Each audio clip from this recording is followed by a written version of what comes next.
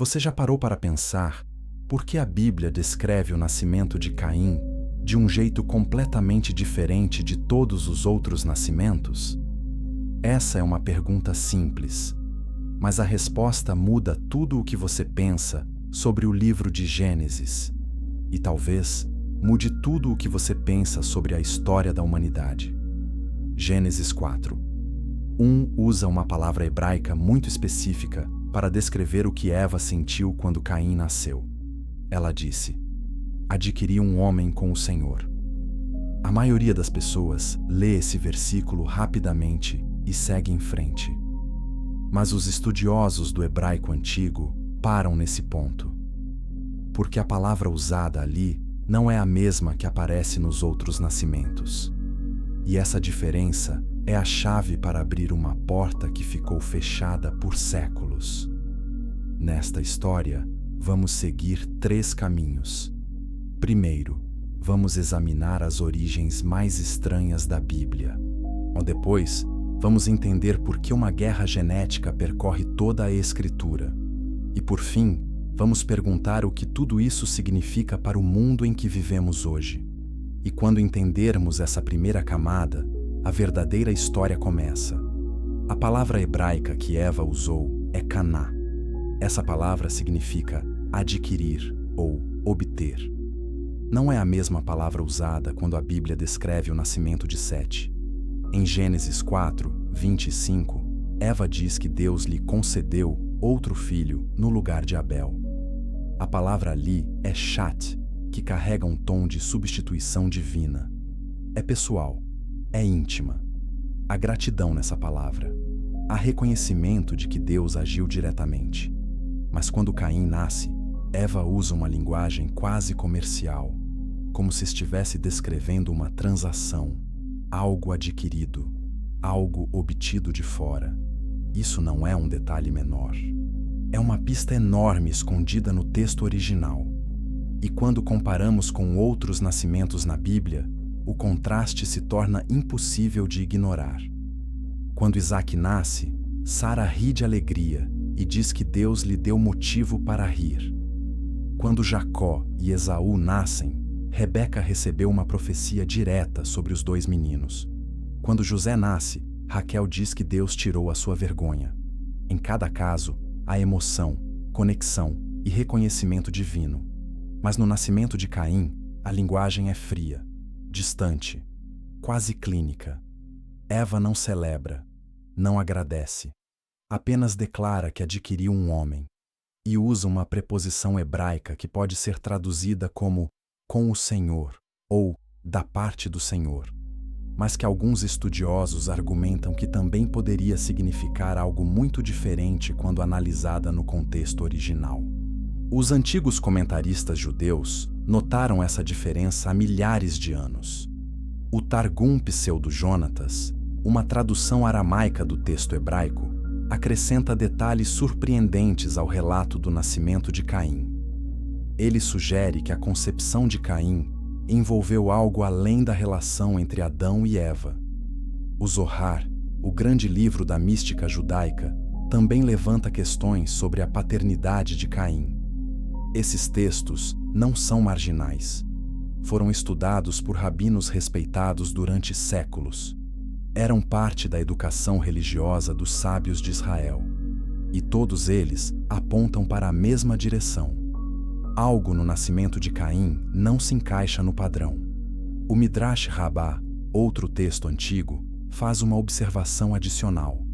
Ele nota que Abel e Caim nasceram com gêmeas, mas que as circunstâncias do nascimento de Caim contêm anomalias que os sábios sempre consideraram significativas. Agora, olhe para o comportamento de Caim. Desde o início, ele é diferente. Quando Deus aceita a oferta de Abel, mas rejeita a de Caim, a reação dele é violenta. Não é apenas ciúme. É uma fúria que parece vir de um lugar profundo. Uma raiva que não combina com a simples rejeição de uma oferta. Deus até conversa com Caim antes do assassinato, avisando que o pecado estava à porta e que ele deveria dominá-lo. Mas Caim ignora o aviso divino. E o mais estranho acontece depois do assassinato. Deus pergunta a Caim onde está Abel. Caim responde com arrogância: Sou eu o guarda do meu irmão? Esse tom desafiador é único no texto bíblico antigo. Nenhum outro personagem fala com Deus dessa maneira tão cedo na narrativa. Adão e Eva se esconderam quando desobedeceram. Sentiram vergonha. Mas Caim não demonstra vergonha nenhuma. Apenas desafio. Se inscreva no canal para mais revelações bíblicas como esta. Compartilhe este vídeo com alguém que ama estudar as Escrituras. Depois do julgamento, Caim recebe uma marca. A Bíblia não explica exatamente o que era essa marca, mas ela tinha um propósito: proteger Caim de ser morto por qualquer pessoa que o encontrasse. Isso levanta outra pergunta que poucos fazem: por que Deus protegeria um assassino? A menos que houvesse algo maior em jogo. Algo que envolve não apenas um homem, mas uma linhagem inteira. E é exatamente isso que as Escrituras revelam nos capítulos seguintes. A genealogia de Caim é separada da genealogia de Sete. São duas linhas distintas, dois caminhos diferentes. E essa separação não é acidental, é intencional, é programática e percorre todo o restante do Antigo Testamento. Os descendentes de Caim são descritos como construtores de cidades, inventores de instrumentos musicais e trabalhadores de metal. Foram pioneiros da civilização material. Jubal inventou a lira e a flauta. Tubal-Caim forjava ferramentas de bronze e ferro. Eles eram brilhantes, talentosos, produtivos, mas separados de Deus. Lameque, um descendente de Caim na 7ª geração, se gaba de ter matado um homem e faz uma declaração arrogante: se Caim é vingado 7 vezes, Lameque o será 70 vezes 7. A violência cresce nessa linhagem como uma doença hereditária. A arrogância aumenta a cada geração e a distância de Deus se torna cada vez maior. Mas o que realmente chama a atenção é como essa linhagem desaparece do registro bíblico depois do dilúvio, como se tivesse sido apagada da história. E talvez tenha sido. O texto bíblico simplesmente para de mencioná-la. Não há transição, não há explicação, apenas silêncio. Mas a pergunta que fica é simples e perturbadora. Se a linhagem de Caim carregava algo diferente desde o início, o que exatamente era esse algo? E por que Deus achou necessário separar tão radicalmente as duas linhagens? A resposta está no capítulo mais misterioso de Gênesis, e é exatamente para lá que estamos indo agora. Capítulo 2. A semente da serpente. Existe um versículo no livro de Gênesis que muda completamente a maneira como entendemos a guerra espiritual. Gênesis 3:15 é chamado por muitos estudiosos de o proto-evangelho, a primeira promessa de salvação na Bíblia. Deus fala diretamente à serpente e diz: porei inimizade entre você e a mulher, ou entre a sua semente e a semente dela. A maioria das pessoas foca na segunda parte, a semente da mulher que esmagará a cabeça da serpente. Essa é a promessa messiânica, a esperança de redenção. Mas pouca gente examina a primeira parte com cuidado. Deus diz claramente que a serpente também terá uma semente, e coloca essa semente em oposição direta à semente da mulher. Duas sementes, dois caminhos, duas linhagens em guerra permanente. Agora pense nisso por um momento. Se a semente da mulher é literal, como sabemos que é, porque Jesus nasceu fisicamente de uma mulher, então, por que a semente da serpente seria apenas simbólica? Muitos teólogos tradicionais dizem que a semente da serpente representa simplesmente as pessoas más, os que se opõem a Deus, os pecadores em geral. Mas essa interpretação ignora a linguagem específica do texto hebraico. A palavra usada é zera, que significa semente biológica, Descendência física, prole literal. É a mesma palavra usada para descrever descendência física em toda a Bíblia. Quando Deus promete a Abraão que sua semente seria como as estrelas do céu, ninguém interpreta isso como metáfora. É descendência real, filhos e netos de carne e osso. Então, por que faríamos diferente com a semente da serpente? Se o texto original usa exatamente a mesma palavra hebraica para ambas as sementes, então a honestidade interpretativa e a consistência hermenêutica exigem que levemos ambas as sementes igualmente a sério. Não podemos tratar uma como literal e a outra como figurativa quando o autor inspirado usou a mesma linguagem para as duas. O texto é claro para quem tem olhos de ver. Se essa verdade impressionou você, deixe seu like e comente sua interpretação abaixo. Os primeiros pais da Igreja cristã levaram essa ideia a sério.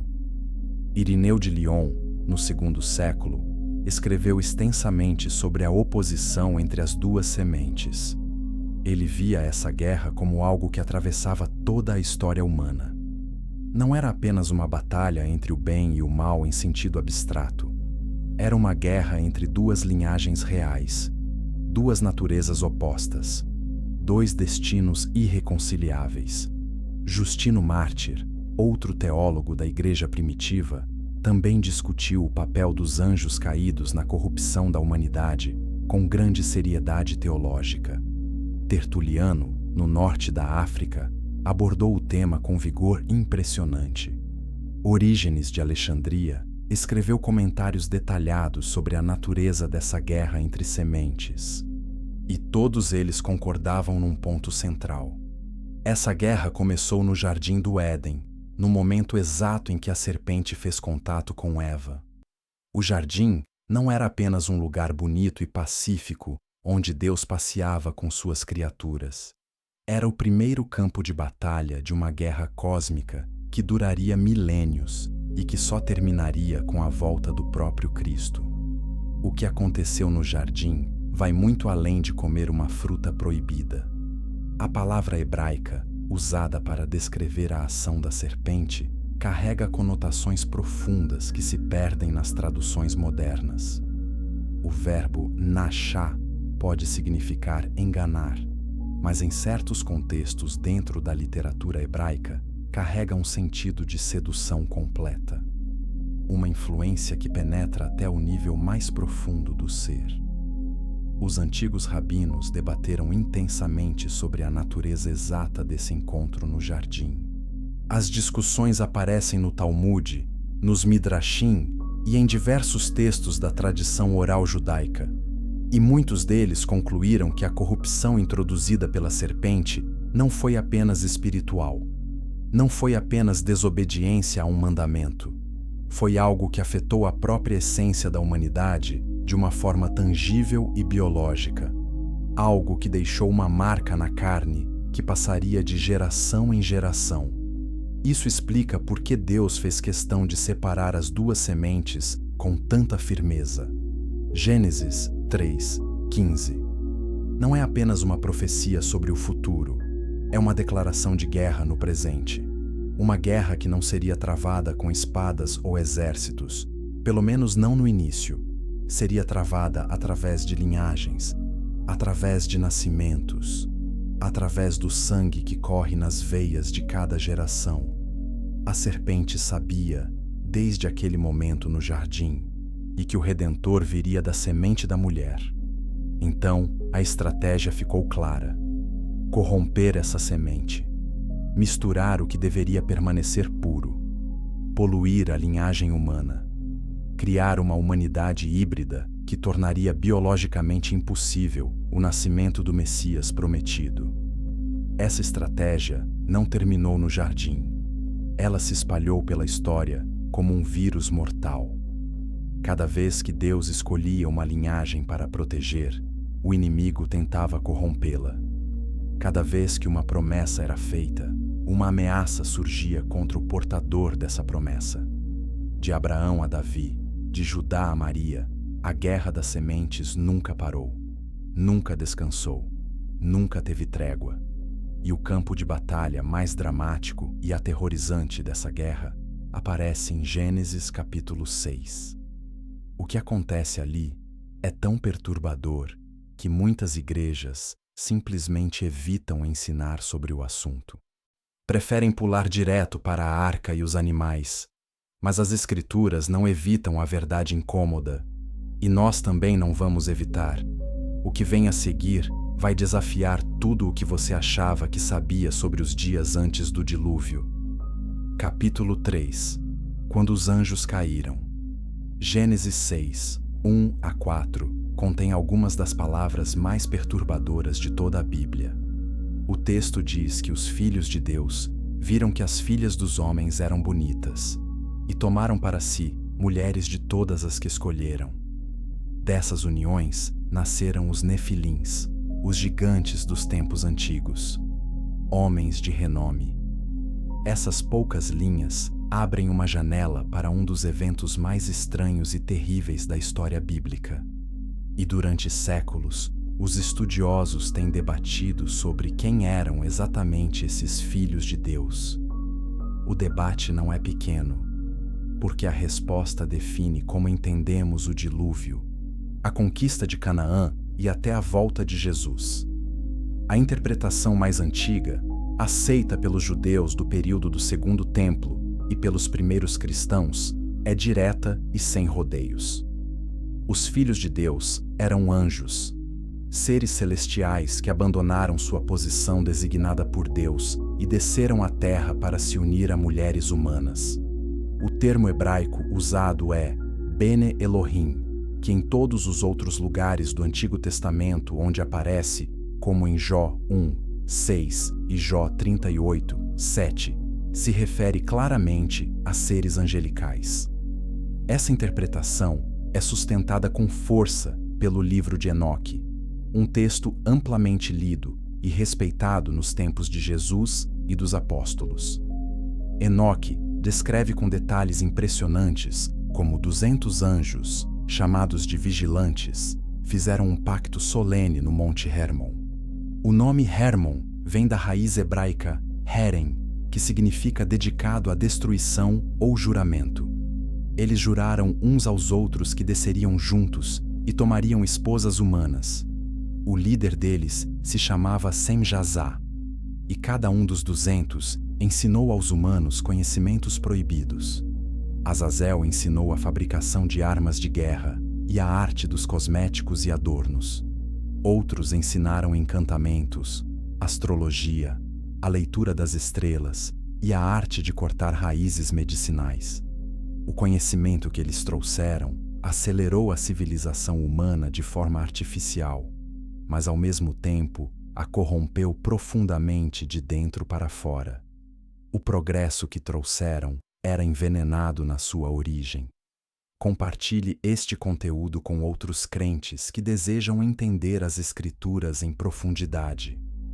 O livro de Enoque não está na maioria das Bíblias protestantes, mas está na Bíblia da Igreja Ortodoxa Etíope, que o considera canônico até hoje, e é citado diretamente no livro de Judas, no Novo Testamento.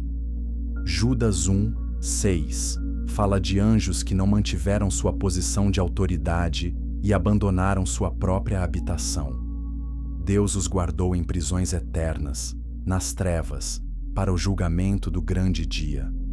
Judas 1, 14 a 15 cita Enoque diretamente pelo nome, o que mostra que o autor do Novo Testamento conhecia e respeitava esse texto. Pedro também menciona esse evento em 2 Pedro 2, 4, dizendo que Deus não poupou os anjos que pecaram, mas os lançou no Tártaro, prendendo-os em abismos de escuridão. O Tártaro não é o mesmo que o Hades ou o inferno comum mencionado na Bíblia. É uma prisão especial, um lugar de contenção máxima para seres que cometeram um crime tão grave e tão específico que precisaram ser removidos imediatamente da realidade e mantidos sob custódia eterna até o julgamento final. O crime específico desses anjos não foi apenas desobediência comum, ou rebelião teórica contra a autoridade de Deus. Foi algo muito pior. Foi a violação deliberada e consciente de uma fronteira fundamental e sagrada da criação. A fronteira entre o celestial e o terreno, entre o espiritual e o material, entre o divino e o humano. Essas fronteiras existiam desde a criação do mundo por uma razão. E quando esses seres caídos cruzaram essa linha com plena consciência do que faziam, o resultado foi absolutamente catastrófico para toda a Terra e toda a humanidade. Gênesis 6:5 diz que a maldade do homem se multiplicou na Terra e que toda a intenção dos pensamentos do coração humano era continuamente má. A palavra continuamente é crucial. Não era maldade ocasional. Era corrupção total, constante e crescente. E o versículo 12 acrescenta algo ainda mais revelador. Diz que toda a carne tinha corrompido o seu caminho sobre a terra. A expressão toda a carne, em hebraico, é kol basar, e sugere que a corrupção não era apenas moral, era física, biológica. A própria carne da humanidade havia sido alterada de forma profunda e talvez irreversível por meios naturais. Os nefilins eram guerreiros temíveis. Eram gigantes de estatura sobre-humana. A tradição antiga os descreve como seres de enorme poder, alguns com 6 dedos em cada mão e cada pé, dotados de força que nenhum exército humano comum podia enfrentar. Eles dominavam pela força bruta e pelo terror. E não eram poucos. Gênesis diz que estavam na terra naqueles dias e também depois. Essa frase é a chave para tudo que vem a seguir, porque indica que os nefilins não desapareceram completamente com o dilúvio. Eles voltaram. E quando entendemos onde se estabeleceram, toda a narrativa do Antigo Testamento ganha um novo significado. Mas antes de chegarmos ao retorno dos gigantes, precisamos entender por que Deus decidiu enviar o maior julgamento que o mundo já viu. E a razão vai muito além do que a maioria imagina. Capítulo 4. O dilúvio. Mais do que um castigo. A história do dilúvio é uma das mais conhecidas da Bíblia. Quase todo mundo já ouviu falar de Noé, da arca e dos animais entrando 2 a 2. As crianças aprendem essa história na escola dominical. Artistas pintam quadros coloridos com arco-íris e animais sorridentes. Mas existe uma camada nessa história que raramente é ensinada nas igrejas e que quase nunca aparece nos livros infantis. E quando você descobre essa camada escondida, o dilúvio deixa de ser apenas um castigo pela maldade humana. Ele se torna uma operação cirúrgica de precisão divina para salvar a espécie humana da extinção genética total. Gênesis 6:9 faz uma declaração sobre Noé que é geralmente traduzida como: Noé era homem justo e íntegro entre seus contemporâneos. Parece simples, parece uma descrição moral comum, mas a palavra hebraica para íntegro é tamim. E essa palavra tem um significado muito específico que vai além de caráter ou comportamento. Ela é a mesma palavra usada para descrever os animais de sacrifício que deveriam ser sem defeito e sem mancha. Em Levítico, quando Deus exige um cordeiro tamim para o sacrifício, ele não está falando do comportamento do cordeiro. Está falando da sua condição física, sem deformidades, sem mistura, puro na sua espécie. Quando essa mesma palavra é aplicada a Noé e suas gerações, a implicação é extraordinária. Não era apenas uma declaração sobre o caráter moral de Noé. Era uma declaração sobre sua condição genética. Noé era puro na sua linhagem. Sua família não havia sido contaminada pela hibridização com os nefilins. Curta este vídeo se esta verdade o surpreendeu. E inscreva-se para não perder nenhum conteúdo. Pense no que isso significa. Se Deus precisou especificar que Noé era tamim, inteiro e sem defeito em suas gerações, então isso implica fortemente que a maioria das outras pessoas da Terra não era. A corrupção genética havia se espalhado tão amplamente pela população humana que encontrar uma família com linhagem pura era quase impossível. Noé era a exceção rara. A última linha de defesa entre a humanidade original criada por Deus e a extinção completa do código genético humano autêntico. E era através dessa linhagem pura, e somente através dela, que o Messias viria séculos depois. Se a linhagem de Noé fosse destruída ou completamente corrompida, a promessa de Gênesis 3:15 seria biologicamente impossível de cumprir. O plano de salvação inteiro dependia da pureza genética de uma única família de 8 pessoas. Deus não enviou o dilúvio porque estava simplesmente com raiva das pessoas por serem imperfeitas. Todo ser humano é imperfeito desde a queda no Éden. Ele enviou o dilúvio porque a própria definição do que significa ser humano estava sendo sistematicamente apagada. A criação que ele havia feito à sua própria imagem e semelhança, o projeto mais precioso de todo o universo, estava sendo sistematicamente transformada em algo completamente diferente. Algo que não era totalmente humano, nem totalmente celestial. Uma abominação biológica sem precedentes que se reproduzia e crescia a cada geração, consumindo a humanidade verdadeira como um câncer genético imparável que não podia ser tratado com nenhum remédio natural ou espiritual comum. O dilúvio foi a resposta divina radical para preservar o que restava da humanidade original. A arca não era apenas um barco grande, era um cofre genético divino, um banco de preservação da vida como Deus a havia criado. Dentro dela, Deus preservou 8 pessoas com linhagem humana intacta: Noé, sua esposa, seus 3 filhos e suas 3 noras. E junto com eles, preservou os animais segundo as suas espécies. A expressão "segundo as suas espécies" aparece repetidamente tanto no relato da criação em Gênesis 1, quanto no relato do dilúvio. Ela indica que Deus valoriza profundamente a integridade e a separação das espécies. As fronteiras biológicas que ele estabeleceu na criação não são sugestões opcionais. São decretos sagrados. E quando essas fronteiras são violadas de forma sistemática e deliberada, o julgamento inevitavelmente vem. As águas cobriram toda a face da terra. Cada montanha foi submersa. Cada ser vivo que respirava fora da arca pereceu nas águas. Foi o maior ato de julgamento na história do mundo até aquele momento. Mas também foi simultaneamente o maior ato de misericórdia. Porque sem o dilúvio, não haveria humanidade pura restante na terra. Sem humanidade pura, não haveria Abraão, o pai da fé.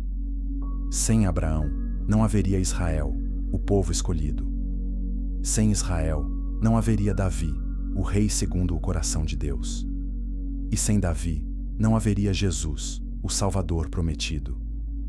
Cada gota de água que caiu do céu durante 40 dias e 40 noites era parte de um plano redentor que culminaria na cruz do Calvário séculos depois. A destruição servia à salvação. A morte servia à vida. O julgamento servia à graça eterna. Mas aqui está o problema que poucos discutem abertamente. O dilúvio não resolveu tudo permanentemente. Algo sobreviveu às águas. Algo atravessou o julgamento e continuou do outro lado.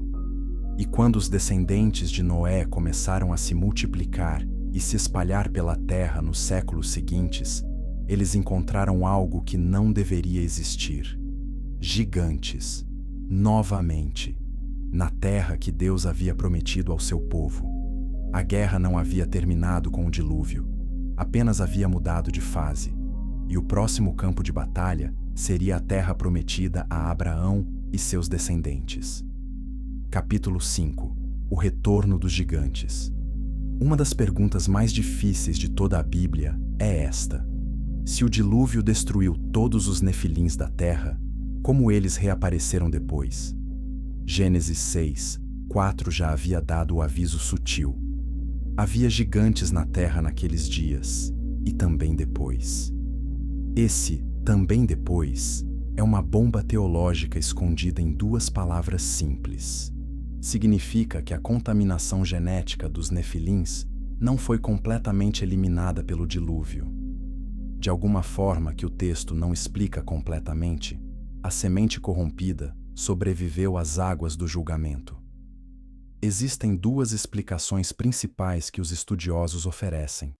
A primeira é que alguns dos anjos caídos repetiram a transgressão original depois do dilúvio. Uma segunda onda de invasão celestial, menos numerosa talvez, mas igualmente destrutiva. A segunda explicação é puramente genética.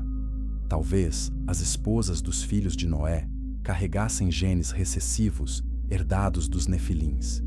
Genes dormentes que não eram visíveis nelas, não o suficiente para serem identificadas como corrompidas, mas o bastante para que, em gerações futuras, quando as condições genéticas se alinhassem, esses genes se manifestassem novamente em forma de gigantismo e características sobre-humanas. A Bíblia não dá uma resposta definitiva sobre o mecanismo, mas o resultado é impossível de negar. Os gigantes voltaram, e eles não voltaram em qualquer lugar aleatório do mundo. Voltaram exatamente na terra que Deus havia prometido a Abraão e seus descendentes, a terra de Canaã. Isso não é coincidência, é estratégia deliberada e calculada. A mesma estratégia que vemos operando desde o Jardim do Éden. O inimigo sempre se posiciona no caminho exato da promessa divina. Sempre tenta bloquear o plano de Deus no ponto mais crucial e mais vulnerável. E dessa vez, ele encheu a terra prometida de gigantes como uma fortaleza viva e aterrorizante contra o avanço do povo de Deus. Comente abaixo o que você pensa sobre essa estratégia do inimigo.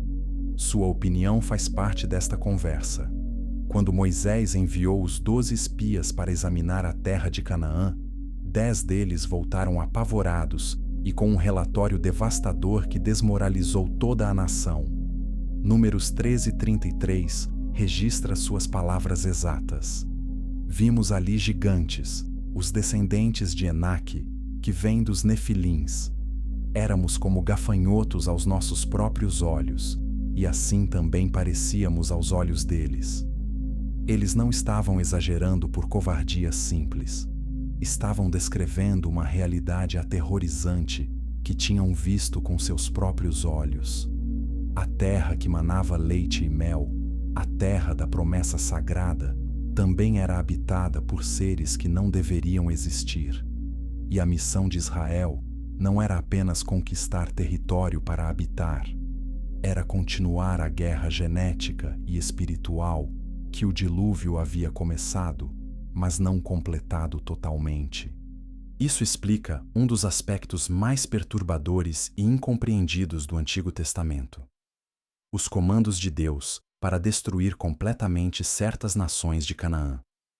Deuteronômio 20, 16 a 17, ordena que os israelitas não deixem nada vivo nas cidades dos hititas, amorreus, cananeus, ferezeus, heveus e jebuseus. Para o leitor moderno que desconhece o contexto dos nefilins, isso parece cruel, injusto e arbitrário. Parece contradizer o caráter amoroso de Deus, revelado em outras passagens. Mas quando entendemos o contexto completo da Guerra das Sementes e a presença ativa dos nefilins nessas nações, a ordem ganha um significado completamente diferente. Não era genocídio movido por ódio ou favoritismo divino. Era cirurgia genética em escala nacional. A Deus estava removendo cirurgicamente a contaminação que ameaçava destruir a linhagem messiânica antes que o Messias pudesse nascer. Os gigantes tinham nomes e endereços registrados nas Escrituras. A Bíblia os documenta com precisão histórica impressionante. Og, rei de Bazã, dormia numa cama de ferro que media mais de 4 metros de comprimento e quase 2 metros de largura. Deuteronômio 3, 11 preserva esse detalhe com rigor quase científico, como se quisesse que ninguém em nenhuma geração futura duvidasse do tamanho real desses seres. Os Refaíns habitavam a região leste do Jordão. Os Anaquins dominavam Hebron e as montanhas de Judá. Os Emins viviam em Moabe. Os Amzumins ocupavam a terra dos Amonitas. Cada uma dessas tribos carregava a marca genética dos Nefilins. E cada uma ocupava posições militarmente estratégicas na terra prometida e ao redor dela, como sentinelas do inimigo. Josué passou anos lutando contra essas nações de gigantes, batalha após batalha, cidade após cidade, geração após geração de Nefilins enfrentada com a espada de Israel e o poder de Deus. E quando finalmente terminou as campanhas principais, a Bíblia faz uma declaração reveladora. Josué 11, 22 diz que não restaram Anaquins na terra dos filhos de Israel. A terra foi limpa, quase completamente, porque o versículo continua com uma exceção crucial que mudaria a história. Apenas em Gaza, Gate e Asdod restaram alguns sobreviventes. Gate, lembre-se desse nome, guarde-o na memória, porque é de Gate que virá o adversário mais famoso de toda a história bíblica. Um gigante que vai desafiar não apenas um exército inteiro, mas o próprio Deus de Israel. E o homem que vai enfrentá-lo não será um guerreiro treinado, nem um general experiente. Será um pastor de ovelhas adolescente com uma funda de couro e 5 pedras lisas do riacho. Mas essa batalha é muito mais do que uma história de coragem. É o próximo capítulo decisivo na Guerra das Sementes. E o que está em jogo é o futuro de toda a humanidade. Capítulo 6. Davi. Contra a semente antiga. Golias de Gate não era apenas um soldado grande e intimidador. A Bíblia descreve suas dimensões com precisão impressionante. Sua altura era de 6 côvados e 1 palmo, o que equivale a aproximadamente 3 metros. Sua armadura de escamas de bronze pesava 5.000 ciclos, cerca de 57 quilos só de proteção corporal. A ponta da sua lança pesava 600 ciclos de ferro, a quase 7 quilos de metal mortal na extremidade de uma haste que a Bíblia compara ao eixo de um tear de tecelão. Esses números não são exageros literários, nem poesia épica. São registros detalhados de algo profundamente anormal. Algo que ultrapassa a variação humana natural. Golias era um descendente direto dos Nefilins, um representante vivo da semente da serpente. E a cidade de onde ele veio, Gate, era exatamente um dos 3 lugares onde Josué 11, 22 diz que os Anaquins haviam sobrevivido à conquista. Quando Golias saiu para o vale de Elá e começou a gritar seus desafios contra o exército de Israel, ele não estava apenas provocando soldados.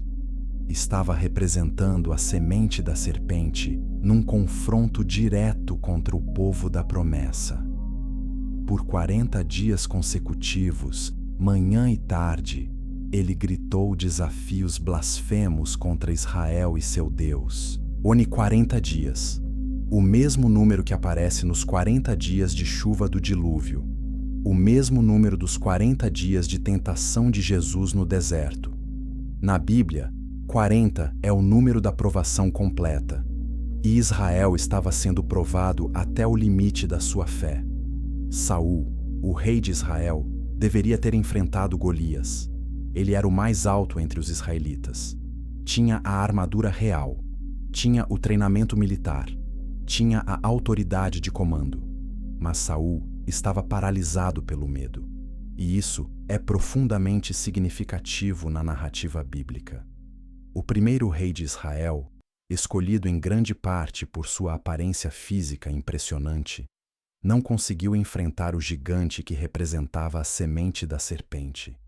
A força humana, a estatura e as armas não eram suficientes. Era necessário algo diferente. Algo que vinha diretamente de Deus. Se inscreva no canal e ative as notificações para acompanhar toda esta série de revelações bíblicas. Davi era tudo o que Saul não era. Jovem demais para o exército, pequeno para a armadura, sem experiência formal de combate, sem patente militar, sem qualificação visível para aquela situação. Mas Davi tinha algo que Saul havia perdido: a presença ativa do Espírito de Deus. Quando Davi ouviu os desafios de Golias, ele não viu um gigante invencível. Viu um filisteu incircunciso que ousava desafiar os exércitos do Deus vivo. A perspectiva de Davi era espiritual, não física. E essa perspectiva mudou o resultado da batalha antes mesmo de a primeira pedra ser lançada. Davi recusou a armadura de Saul. Não por imprudência, mas porque entendia que aquela batalha não seria vencida com ferramentas humanas. Pegou 5 pedras lisas do riacho e sua funda de pastor. 5 pedras, não uma. E há uma razão para esse detalhe que poucos percebem. A Bíblia registra em 2 Samuel 21, 15 a 22, que Golias tinha 4 parentes que também eram gigantes de Gate: Isbi-Benob, Seif, Lami, e um gigante sem nome que tinha 6 dedos em cada mão e 6 em cada pé. Davi levou 5 pedras porque estava preparado para enfrentar toda a linhagem. Uma pedra para cada gigante. A fé de Davi não era ingênua. Era calculada, informada e corajosa. A pedra atingiu Golias na testa, o único ponto descoberto daquela fortaleza de bronze e ferro. O gigante caiu de face no chão, e Davi correu até ele, pegou a própria espada de Golias e cortou a cabeça do gigante com a arma dele mesmo. A semente da mulher esmagou a cabeça do representante da semente da serpente. O simbolismo é impossível de ignorar.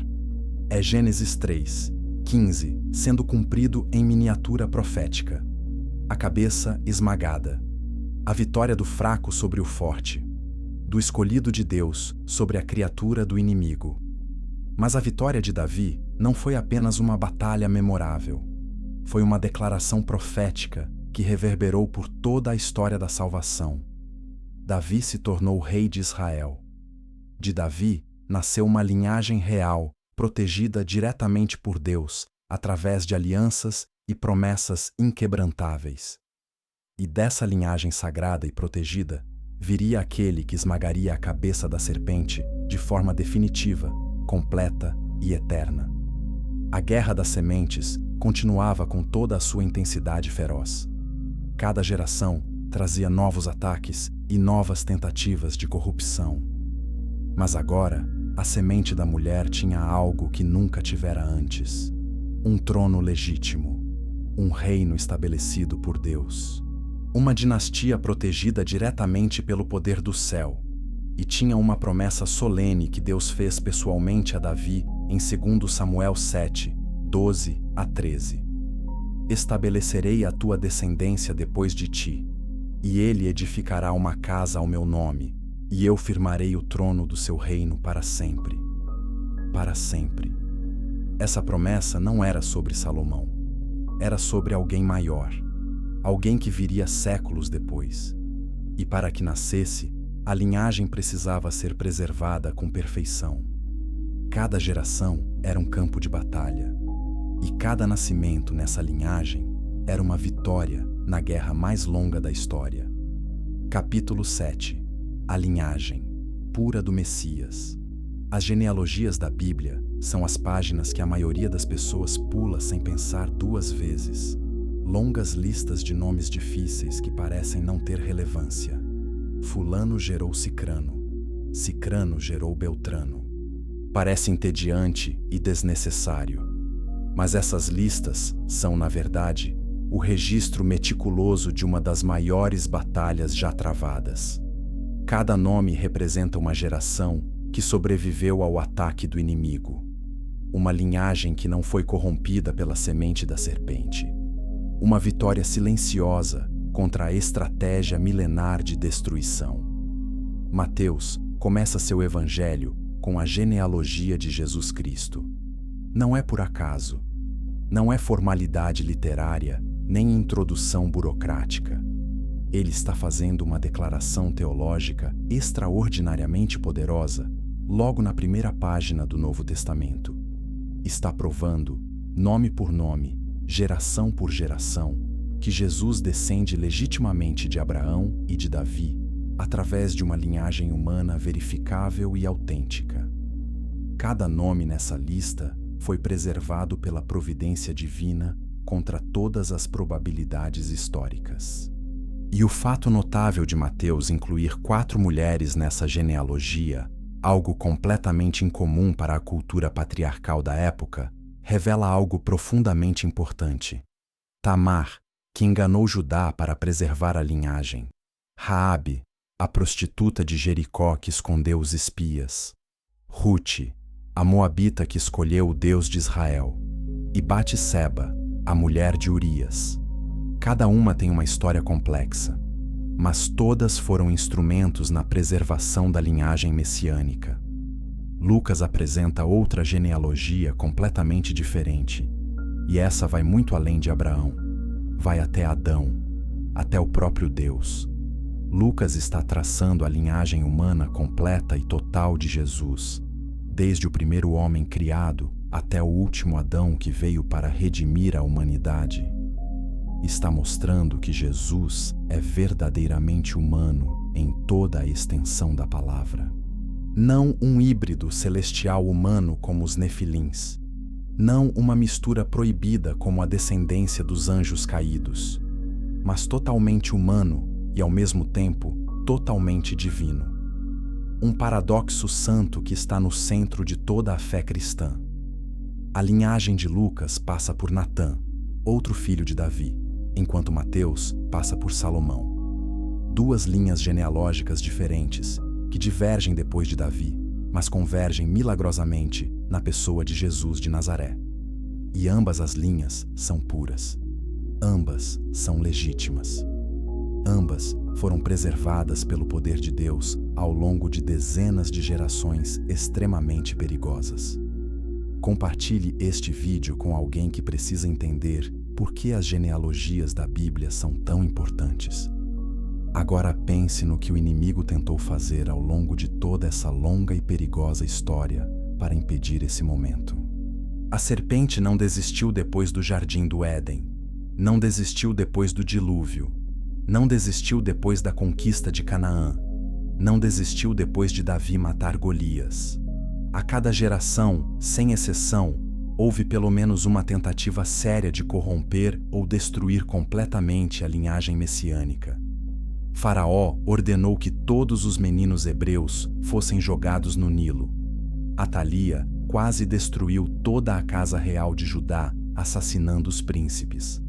Amã planejou o extermínio completo dos judeus na Pérsia.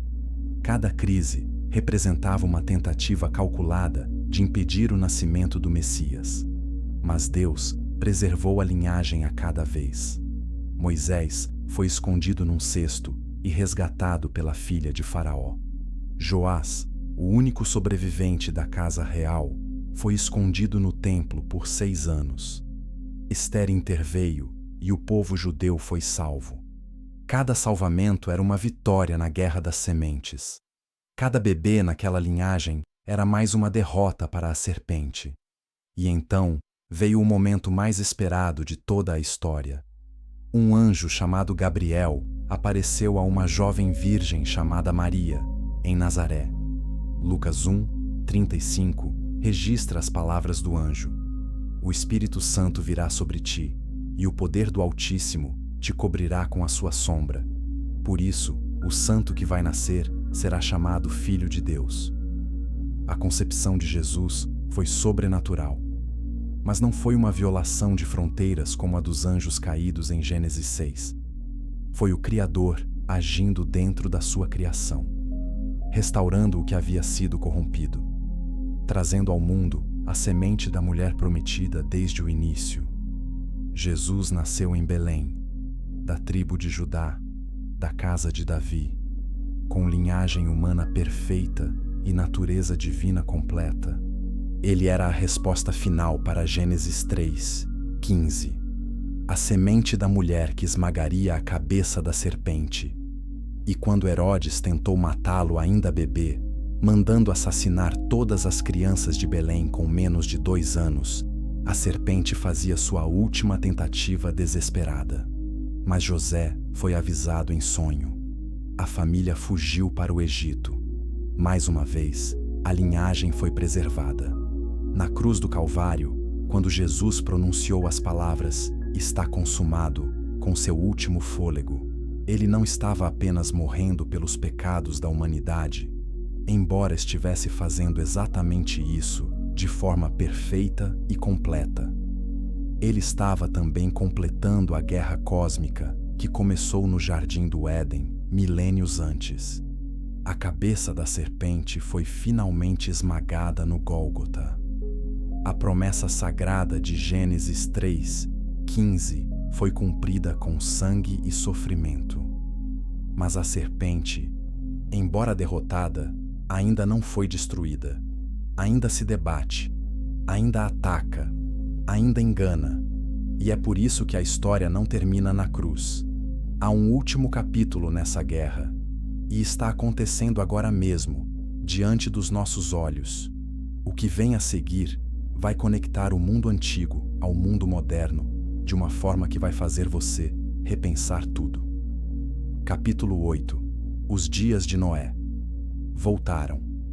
Jesus disse algo em Mateus 24:37, que ecoa através dos séculos como um alarme que não pode ser silenciado. Assim como foi nos dias de Noé, assim será a vinda do Filho do Homem. A maioria das pessoas interpreta essa frase como referência à maldade geral.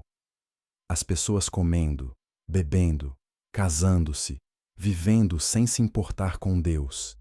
E isso é verdade. Mas depois de tudo que percorremos nesta história, essas palavras ganham um peso muito maior. Os dias de Noé não foram marcados apenas por indiferença espiritual. Foram marcados pela violação de fronteiras fundamentais, pela corrupção biológica da carne humana, pela mistura do que deveria permanecer separado. Agora pare e olhe com atenção para o mundo em que vivemos hoje. Abra os olhos espirituais e observe o que está acontecendo ao nosso redor. Em laboratórios sofisticados, espalhados por todos os continentes do planeta, cientistas brilhantes estão realizando experimentos que teriam sido considerados absolutamente impossíveis e até insanos apenas 20 ou 30 anos atrás. A tecnologia CRISPR permite editar o código genético humano com precisão cirúrgica. Em 2018, um cientista chinês anunciou que havia editado o DNA de embriões humanos gêmeos. A comunidade científica ficou chocada, mas a porta foi aberta. E quando uma porta genética dessas se abre, ela não se fecha facilmente. Curta este vídeo se você acredita que precisamos prestar atenção aos sinais dos tempos. Cientistas já criaram quimeras, embriões que misturam células humanas e animais. Em 2021, pesquisadores produziram embriões parte humano e parte macaco. O objetivo declarado era estudar doenças e desenvolver órgãos para transplante. Mas o resultado é algo que a Bíblia descreveria como abominação. A mistura de espécies, a violação das fronteiras que Deus estabeleceu quando disse, segundo as suas espécies. A inteligência artificial avança numa velocidade que assusta até seus criadores. Sistemas de IA escrevem textos, criam imagens, compõem música e tomam decisões complexas. E empresas como a Neuralink desenvolvem interfaces que conectam o cérebro humano a computadores. A promessa é curar doenças neurológicas, mas a implicação é maior. Estamos caminhando para uma fusão entre o humano e a máquina, entre o biológico e o artificial. E isso se parece com as violações de fronteiras que definiram os dias de Noé. O movimento transhumanista não esconde seus objetivos. Querem superar as limitações do corpo humano, eliminar o envelhecimento, aumentar a inteligência além dos limites naturais, criar, nas suas próprias palavras, uma nova espécie. Isso não é ficção científica. É o programa declarado de algumas das pessoas mais poderosas do planeta. E quando lemos essas declarações à luz de Gênesis 6, a semelhança é perturbadora. Apocalipse 13 fala de uma marca na mão direita ou na testa. Sem ela, ninguém poderá comprar ou vender. A maioria foca no aspecto econômico, mas existe uma possibilidade mais sombria. E se essa marca envolver alteração genética? E se aceitá-la significar modificar permanentemente o que significa ser humano? Apocalipse 14, 9 a 11, diz que quem receber a marca não terá descanso. A linguagem sugere uma condição irreversível, algo que torna a pessoa irredimível, exatamente como os nefilins, que não tinham lugar no plano de salvação porque não eram totalmente humanos. Inscreva-se no canal e compartilhe este conteúdo. Mais pessoas precisam ouvir essa mensagem. A serpente está jogando o mesmo jogo de sempre: corromper a imagem de Deus no homem, misturar o que deveria permanecer separado, tornar impossível a redenção. Nos dias de Noé, usou anjos caídos. Hoje, usa laboratórios, algoritmos e promessas de imortalidade tecnológica. As ferramentas mudaram, mas o objetivo é o mesmo. Mas assim como nos dias de Noé havia um remanescente, há um remanescente hoje. Noé encontrou graça aos olhos do Senhor, e Deus prometeu que preservaria os seus. Apocalipse 12, 17 descreve o remanescente como aqueles que guardam os mandamentos de Deus e têm o testemunho de Jesus. São os alvos do dragão, mas também os protegidos do Altíssimo. A história que percorremos começou num jardim e termina num trono. Começou com uma promessa em Gênesis 3, 15 e termina com o cumprimento total em Apocalipse 21, quando Deus fará novas todas as coisas. Entre o jardim e o trono há uma guerra de sementes, uma guerra de linhagens, uma guerra pela definição do que significa ser humano. E essa guerra está chegando ao seu capítulo final. A pergunta para você é simples: de que lado você está? Você está com a semente da mulher ou com a semente da serpente? Você está preservando a imagem de Deus em você ou permitindo que ela seja corrompida? A resposta não é complicada. É uma questão de fé. Fé em Jesus, a semente prometida. Obediência à sua palavra. E vigilância diante dos sinais dos tempos. Os dias de Noé voltaram, mas o Deus de Noé não mudou. E aqueles que permanecerem fiéis receberão o que foi prometido desde o princípio. Não a marca da besta, mas o selo do Deus vivo. Não a corrupção da carne, mas a glorificação do corpo. Não a destruição, mas a vida eterna. E quando o Filho do Homem voltar nas nuvens, com poder e grande glória, aqueles que o esperaram não serão envergonhados, porque a semente da mulher já venceu. A cabeça da serpente já foi esmagada, e o que resta é apenas o último ato de um drama que foi decidido na cruz. A vitória já é nossa, basta permanecer firme até o fim.